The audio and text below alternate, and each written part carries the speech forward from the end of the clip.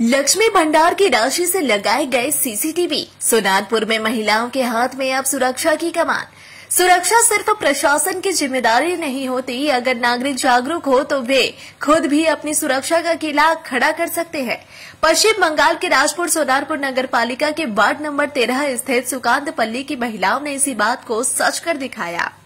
गली मोहल्लों में असामाजिक तत्वों की हरकतें, छीटाकशी और शराबियों की परेशानी से तंग आकर वहां की महिलाओं ने आपस में चंदा इकट्ठा कर 12 सीसीटीवी कैमरे लगवाए। किसी ने अपनी नौकरी की सैलरी से, किसी ने लक्ष्मी भंडार योजना से मिलने वाली राशि से, तो किसी ने ट्यूशन से कमाए पैसे से इस नेक पहल में योगदान दिया। करीब 1 लाख रुपए की लागत से उन्होंने कंट्रोल रूम भी तैयार कर लिया, जहां महिलाएं खुद शिफ्ट में बैठकर इलाके पर नजर रखती है।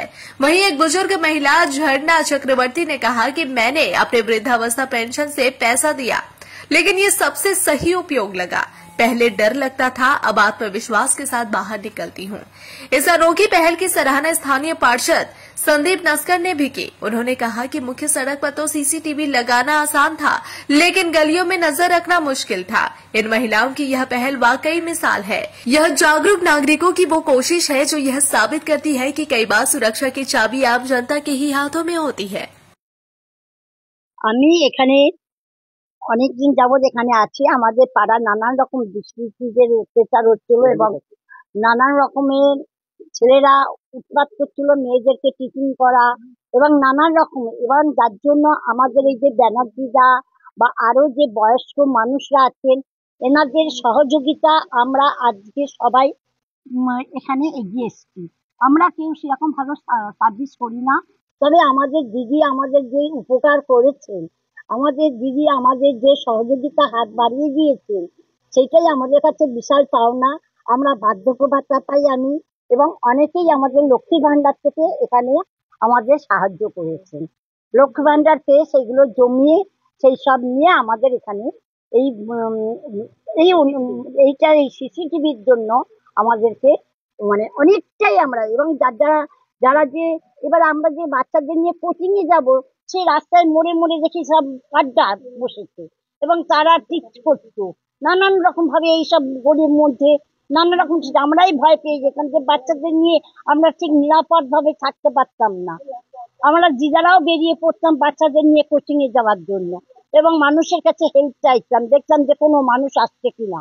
এই গলির মধ্যে নানা রকমের কুকীর্তি ছেলেরা করেছিল। আমাদের পাড়ায় যে সিসিটিভিটা লাগানো হয়েছে তার কারণ হচ্ছে যে আমাদের এখানে কিছু পাড়ার অন্ধকারের সুযোগ নিয়ে অনেক অসামাজিক কাজকর্ম চলেছে, অনেকের টোন টিটকিরি করা এর সম্মুখীন হয়েছে, আমাদের পাড়াদের মধ্যেই আছে।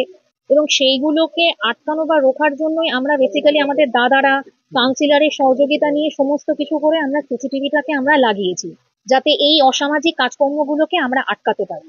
আমরা এই সুকান্তপল্লীর বাসীরা সবাই, বিশেষত মহিলারা নিজেরা আমরা উদ্যোগ নিয়েছি এই কারণে যে সামাজিক স্বার্থেই আমাদের নিরাপত্তা, আমাদের বিভিন্ন মাদকাসক্তি, বিভিন্ন যে দুষ্কৃতিবাজ, তাদের হাত থেকে যাতে আমরা নিজেরা রক্ষা পাই সামাজিক ভাবে, সেই স্বার্থেই আমরা সিসিটিভি লাগানোর ইচ্ছাটা আমরা।